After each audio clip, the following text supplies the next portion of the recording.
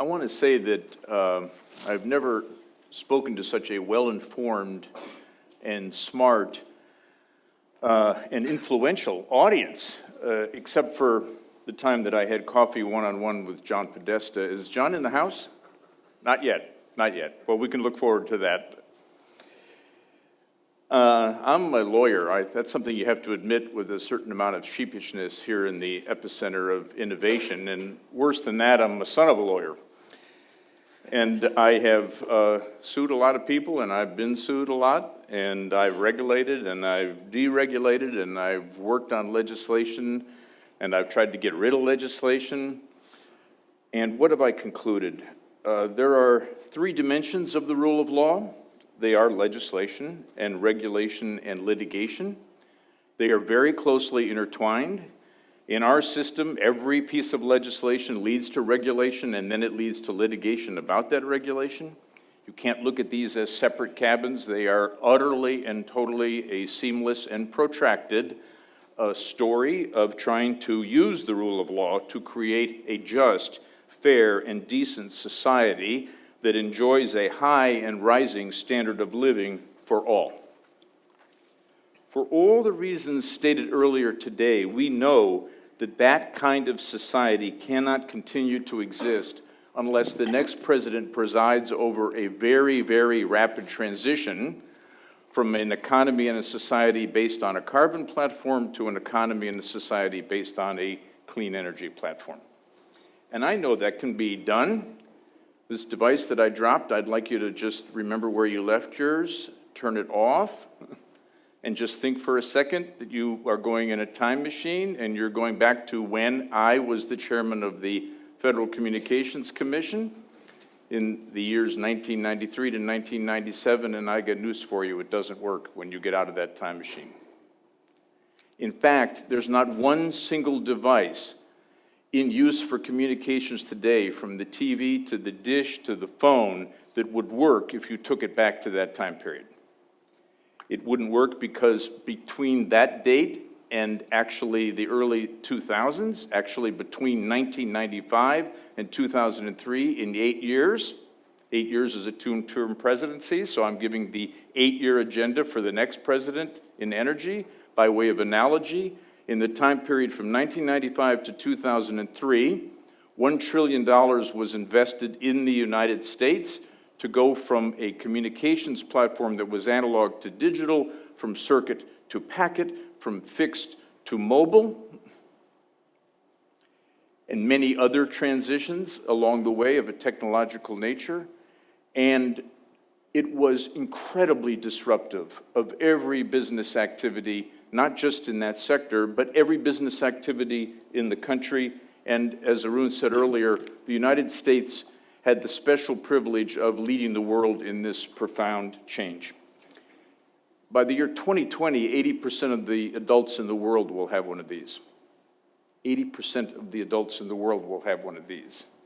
And so if the United States leads between 2017 and 2025, in that 8 years, to put approximately the same amount of money, maybe a little closer to 2, because we have to adjust for inflation, between $1 and $2 trillion into building a clean energy platform, we will find that the United States and everybody who is involved in this transformation will have the special privilege and the ticket to heaven, because we will have shown the entire world how to make this transition. Now, there are certain outcomes as we think about using the rule of law for this transition that I think we should agree on, but you might not agree. I've never invented everything, but I just invent arguments, so you can take it for what it is. First, this transition should cause the GDP to go up and not down. Second, it should make consumers better off, not worse off. 3, the costs of this transition should be allocated fairly, meaning they should be allocated according to a progressive system. It should not be what we actually do today in very large part. We subsidize the move to clean energy for the rich, and we do it on the backs of the poor. That is something that needs to change. We talk about job creation in the United States. We have unemployment at 5%. We need to talk about the improvement in the standard of living. The second and third quintiles in the United States have not seen any noticeable growth in income since 1979. The top 1% in income in the United States have seen, in real constant dollar terms, their annual income triple from $300,000 to $1 million a year in that time period. So when we talk about seeking outcomes through changing the rule of law, we need to start talking about progressive allocation of costs, a la the income tax, which is why we need to talk about the funding being on the backs of the federal government, not on the state government, because it is the federal government where we have a progressive income tax system. And we also need to think very seriously about the following, and I'd like the next president to state these things. We need to talk about this transition without victims. We need to talk about not blaming people because they used to dig up coal for a living or they built businesses that burned coal. We need to talk about how they can be de-victimized. How much money would it take? These are ballpark numbers. About $50 billion would buy a lifetime pension for every single person working in the coal industry today. That's a lump sum number for all of those people. If they're going to be forced by regulation and litigation out of that work, why do we have to have them bear all of the personal cost for that change? About $20 billion would buy all the stock in all the publicly traded coal companies in the United States. And if we added 10% as a surcharge to all electricity bills to create a universal service fund to subsidize the cost of electricity to low-income people, we would only be doing exactly what already exists in the communication space. The next time you look at your telephone bill, you'll see a line item on it that is a charge that was imposed by me and my successors at the FCC to create a universal service fund. And electricity is the only utility in the United States that does not have a national universal service fund to guarantee that everyone can afford to buy the product. These are the outcomes that I think we want to seek. Now, with respect to litigation itself, well, we need to talk, when you think about litigation, about the specific goals. I think the specific goal in litigation needs to be that approximately 1/3 of the electricity that comes from burning coal, it can't come from burning coal anymore. And the second goal is that that gap cannot be substituted with natural gas. It has to be substituted with something else. So this is a big change. And folks, this is a smaller change than the move of the old wireline telephone companies from being fixed-line companies to mobile companies. It is a smaller change than that. These companies that you know today, AT&T and Verizon, these are companies that were fixed-line telephone companies in the early 1990s, and every one of them went through the biggest business transformation in the history of business change, and we can see lesser changes accomplish all the goals we want in clean energy. Second goal. The second goal needs to be that we have an approach to competition, and I'm making my suggestion there. On the left-hand side, we ought to have competition in generation. We ought to agree that that is exactly what we want. We do not want vertical integration backwards into that space, and we want that competition to be competition among the renewables that will compete to substitute for the coal. Like I said, I've never invented anything, but I'm inventing arguments, and you can disagree or you can agree, but the next president has to make her mind up on this topic. I went to law school with the Clintons. You have to, I have to have a bias on it. She didn't go out with me, and if she had, I'd be president. But anyhow, in the middle, the transmission and the distribution network, these are shared monopolies. These are not going to be overbuilt infrastructures. And because they're shared monopolies, they need to have open access on this side, and they need to stop the definition of their markets on the right-hand side. And if you've read, or if you've ever seen John Oliver talk about the FCC chairman, or you've read about net neutrality, that concept that there is when there's a monopoly distribution network, as in the case of broadband, it ought to be open and neutral. That's the same concept we're talking about here. And then on the far right-hand side, behind the meter, we need robust competition. So what are the 3 lawsuits that the next president is going to have to sit down with the staff and talk about right away, or even now before the election would be nice? Maybe don't talk about all these different techniques then. There's bigger fish to fry. But what are the three lawsuits where it's going to be necessary to have yes or no answers? This is my conclusion. Thank you, panelists. First, yes or no, is the Department of Justice going to sue ExxonMobil for willful concealment of the fact of global warming? Already, state attorney generals are doing it. You can't say that the issue is disappearing. You have to say yes or no. You can offer a settlement.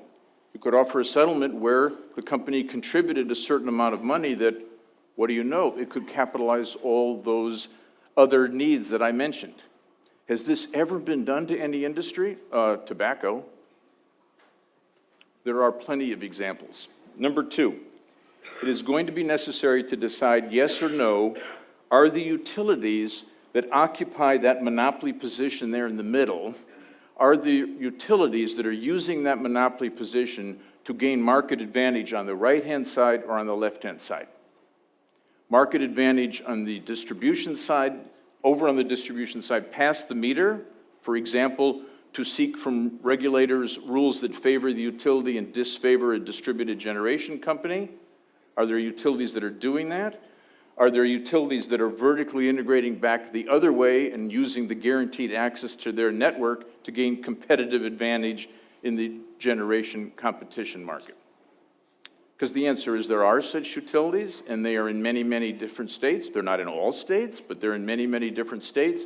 And yes or no, the Department of Justice is going to have to decide whether to bring that lawsuit or not. Has that ever been done before? One of the greatest members of the Stanford faculty ever was Bill Baxter, fantastic economist. In 1981, George Schultz will remember this, in 1981, he was named the head of the antitrust division. He inherited a lawsuit that had been filed in the Carter administration called United States versus AT&T. AT&T in that time period was the entirety of the telephone network. It wasn't some of the telephone network.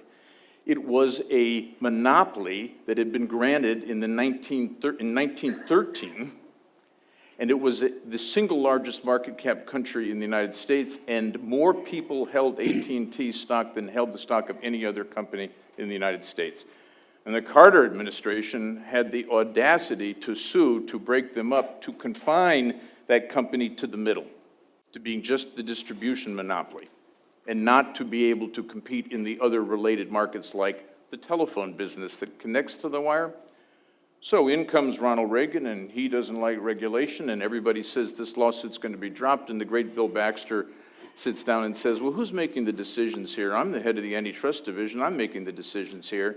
And he continues the lawsuit, and he wins the lawsuit, and he breaks up AT&T. And it is because of that, it's too long a story, because of that, over the course of time, the rest that happened in telecom leading all the way up to the 96 Telecom Act was enabled because of that decision by Bill Baxter. And it's the exact same decision that needs to be made by the next president with respect to the shape of these markets. So, there's one last thing, mergers. So the Department of Justice or the Federal Trade Commission, doesn't really matter which, could make its mind up with respect to mergers, and there's a wave of mergers going on right now in the utility industry, and it could take the following view. We will not approve any merger unless the companies agree to adopt all the principles of competition on this slide, in perpetuity. And unless they agree to contribute to that universal service fund that I earlier mentioned to you, and anything else you want to add. And now you may say, that's just outrageous, that's never done, except for that AT&T, except for the Charter, the cable company, just stipulated to the exact same terms to get its approval from the FCC for its merger with Time Warner yesterday. There are analogies and precedents for every single thing I've talked about. The next president just has to look them up and decide. Thank you very much.